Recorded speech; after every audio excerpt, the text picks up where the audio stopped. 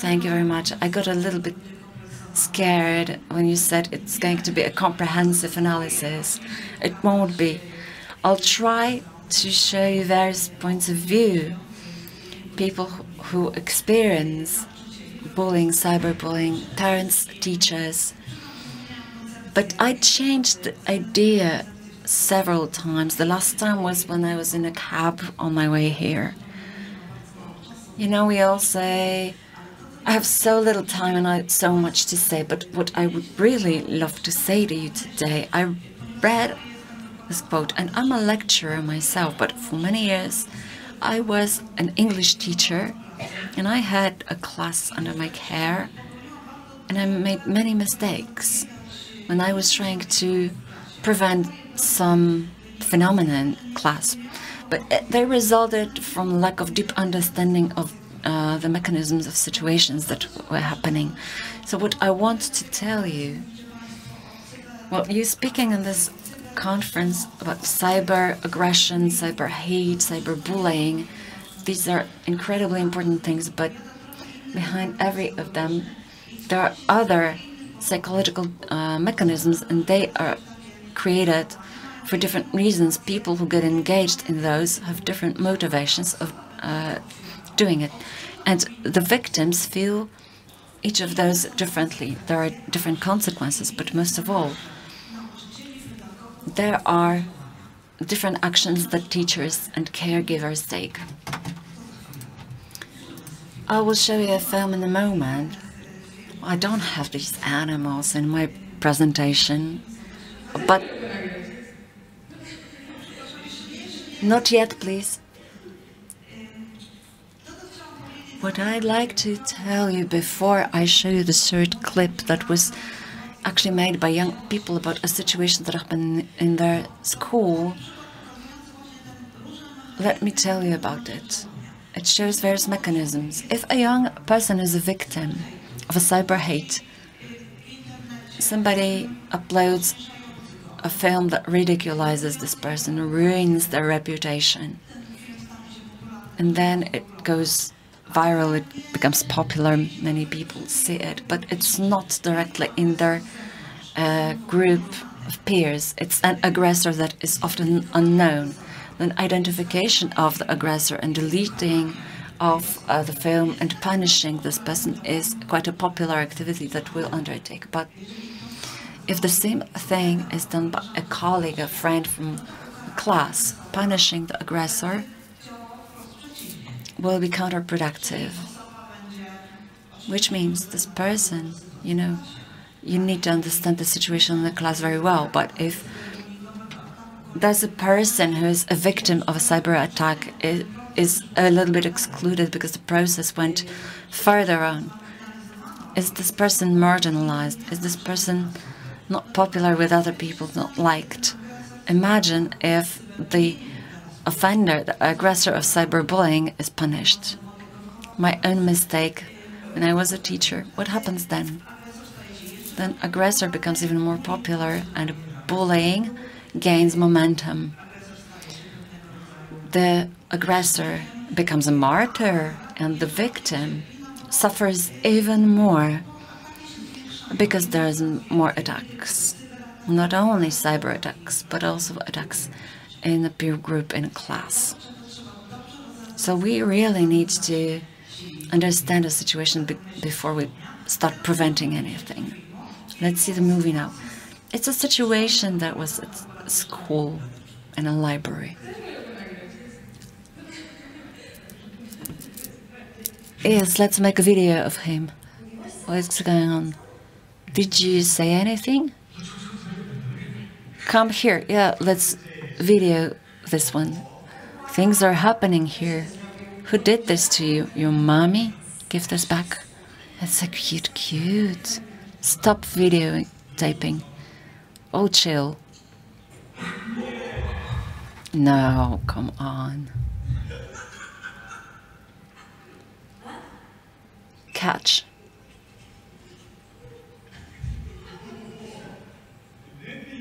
Drink it.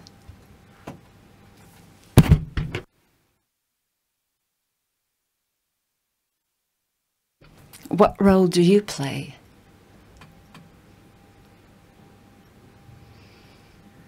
Break the circle of violence in your school. We asked young people who graduated already to show us the most popular situation of peer violence at school. This is what we got from them. We supported them in making this video. Cyberbullying, cyber aggression. We may think, okay, what happened next? So it was streamed, the whole class saw it, everybody liked it. And bullying became a cyberbullying, or was it cyberbullying from the start? Difficult to say, but I used a word in Polish, but we're trying, and please help me, to start using the English word bullying, because it really shows what's there. From a student's perspective, we don't really care if it's in a class or in a library. If it's recorded, then it's streamed online. Hundreds of people see it and like it. Afterwards, the spiral is started and gains momentum. So what is it? Intentional. The girl, the aggressor, wanted to do it. She meant it. She wanted to become more popular. She wanted to be recognized. She wanted power. Repeated negative behavior. Maybe it was one time only.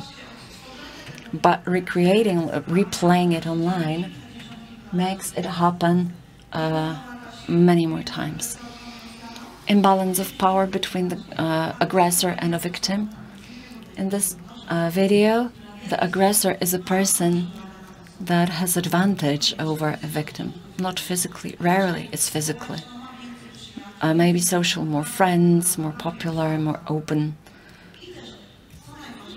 And what's most important, I think, for us, when we think of prevention, the fact is that it takes place usually when there are other passive people who watch it. This is why we know from research that it has to have witnesses. So when we take an intervention, we ask questions: who are witnesses? If they are from class, from school, from a sports club, we take another action if the witnesses are anonymous people from internet, online. Now, we get a little bit fixated on it.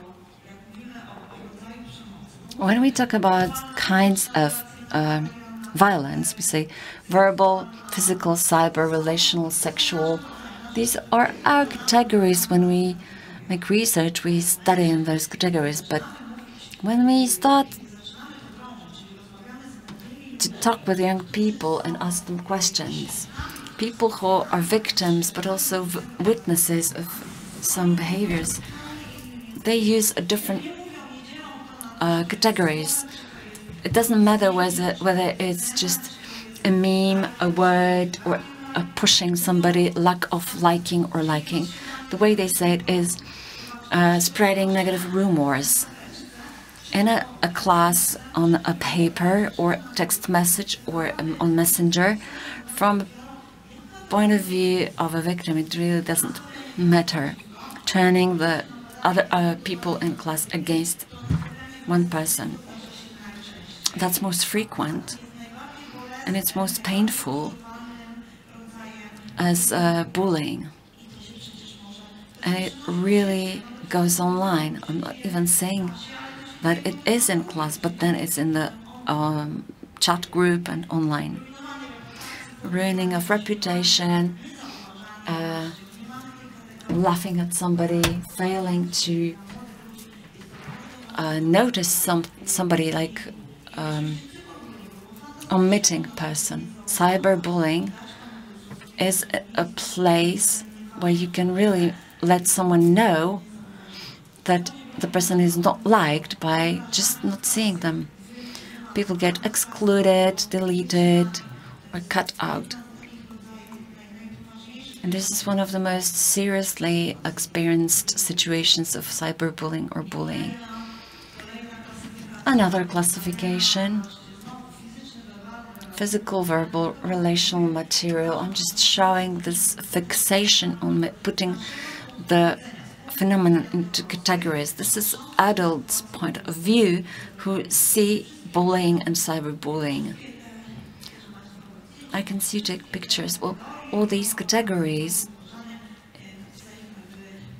are in a publication that is called Truths and Myths About Bullying.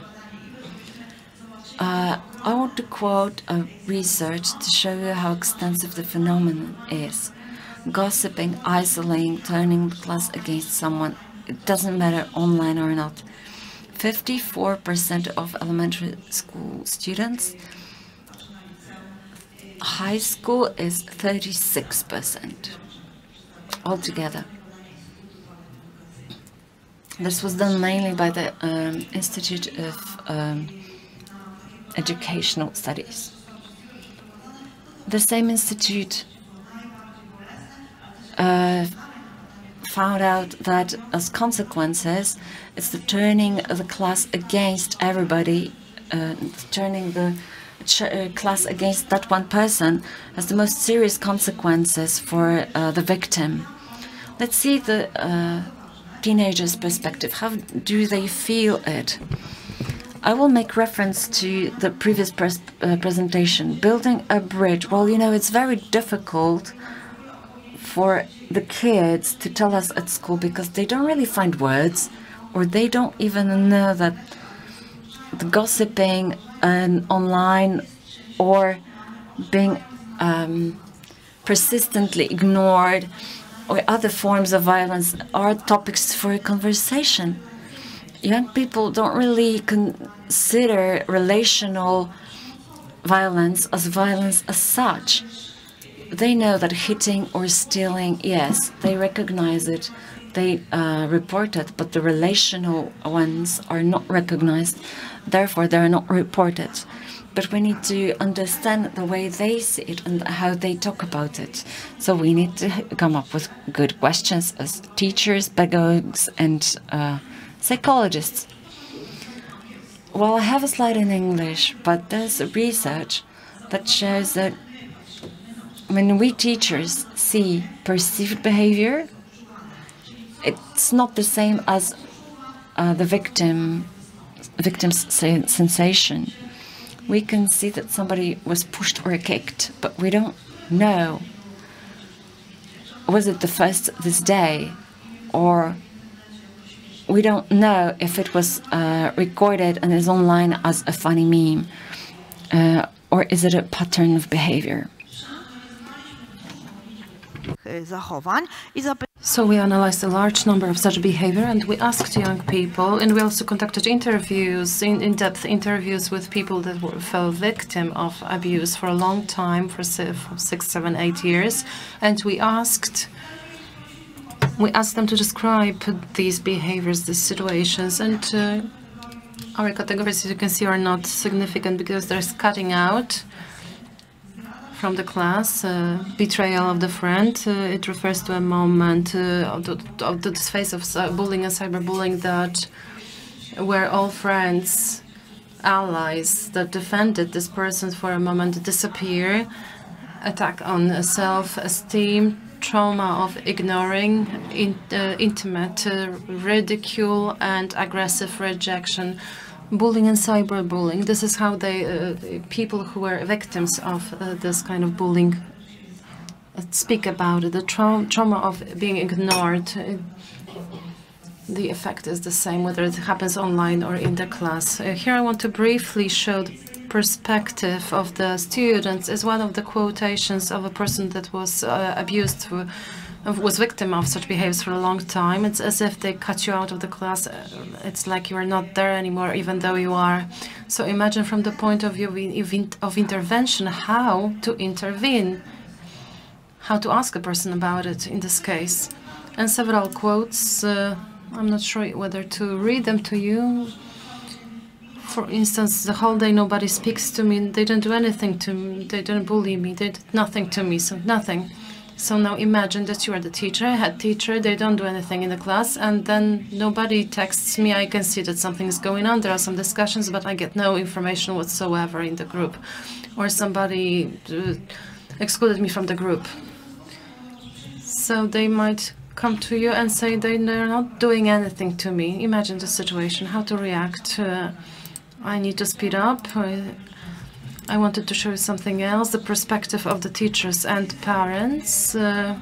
With Ania Hauka, Dr. Ania Hauka, we conducted a research to see what students report and whether they reported at all.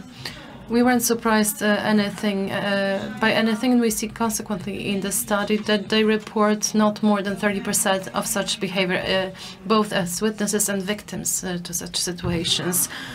I wanted to show you also some insight. I apologize for this table, but I just received it from people who have such a function in the school that we cooperate with, that they take anonymous reports from students that something is going on.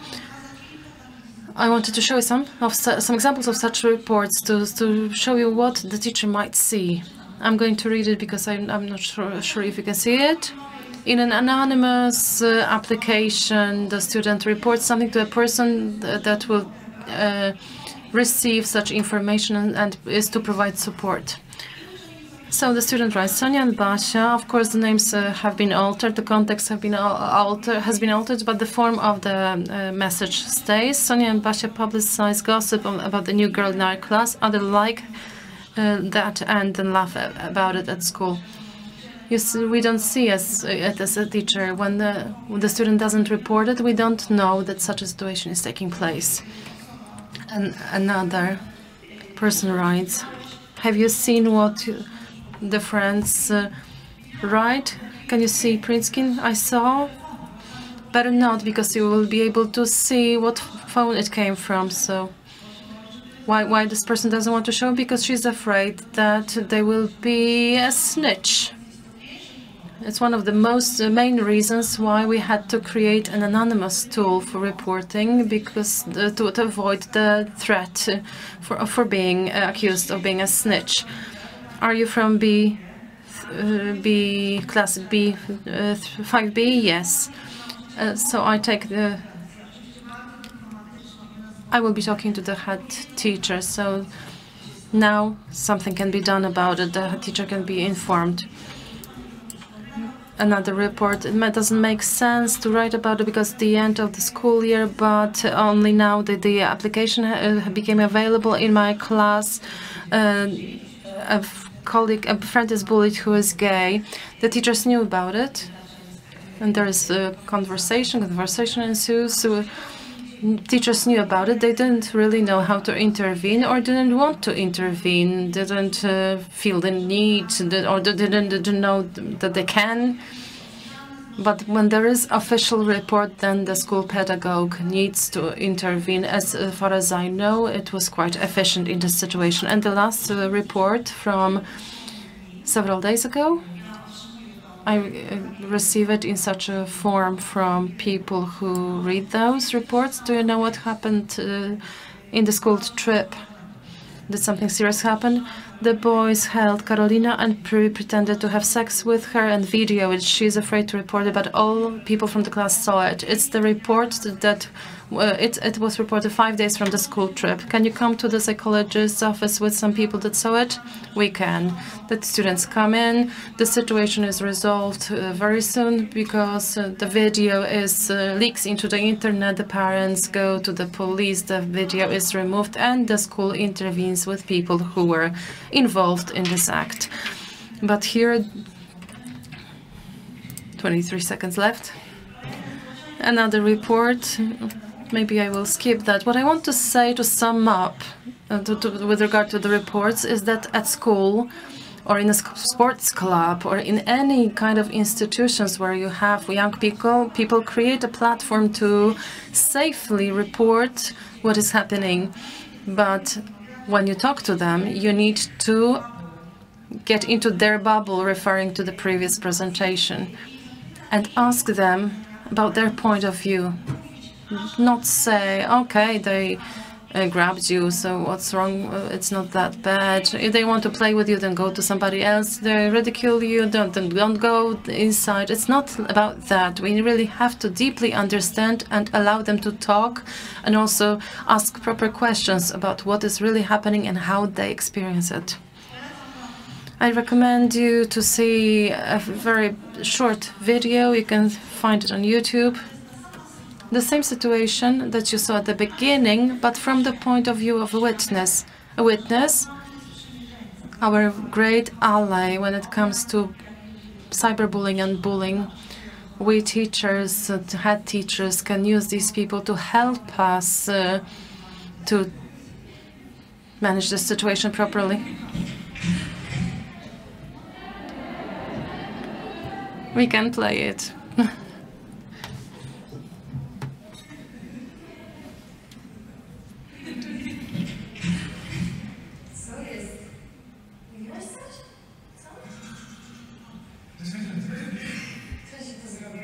Who did it to you? Your mummy? Who made it for your mummy? That's very sweet. Leave her alone. Don't record her. Relax.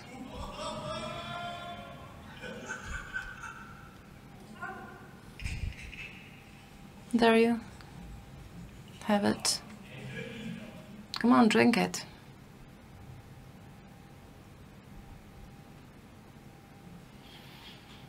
What role do you play?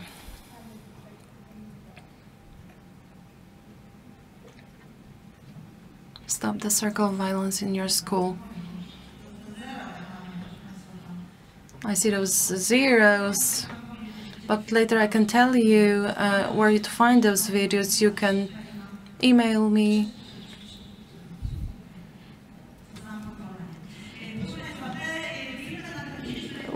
I got permission. We recorded these videos with young people. They told us about their situations, but we also considered the circle of bullying, the circle that you saw at the beginning. You see the person that there is a victim, one of the many actors in this circle that we need to understand. There are 9 figures there, 9 actors. When you have a class where bullying takes place, you have to understand who is who.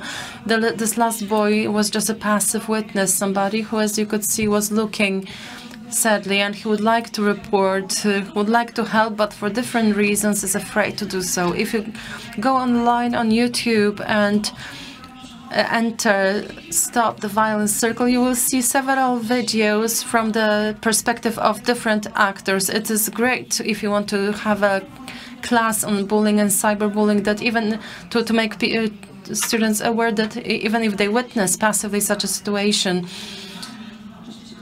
they can come to you to secure such situations. They are the most efficient. They have 75% efficiency in calming down the bullying situations. I don't want to say what is ours efficiency, because it would be sad. So use young people to help you in such situations. Thank you very much. Please stay with us. One question from the room, from the audience, because we all know we don't have enough time.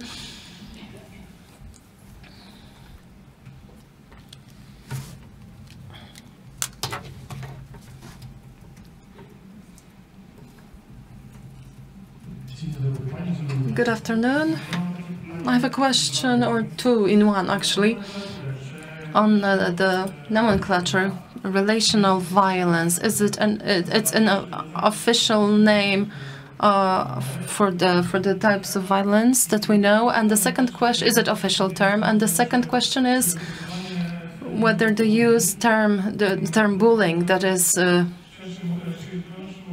narrower term for violence in the environment of working with children, does it make it easier or more difficult? Are they aware? Are children aware what bullying is?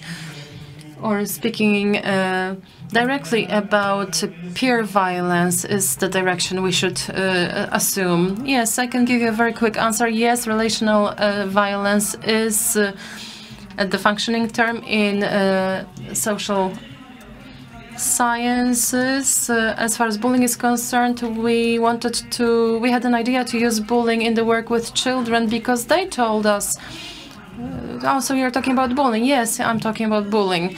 Because this is a narrow, it's not violence, it's not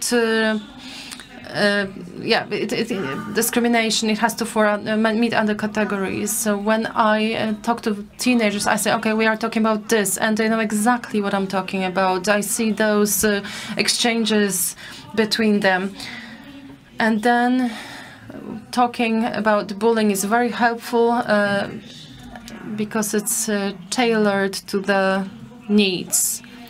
It's not about, because we know exactly what we are talking about, not that two boys hit each other or that two girls had an argument. It is violence, violent behavior, but it's not bullying.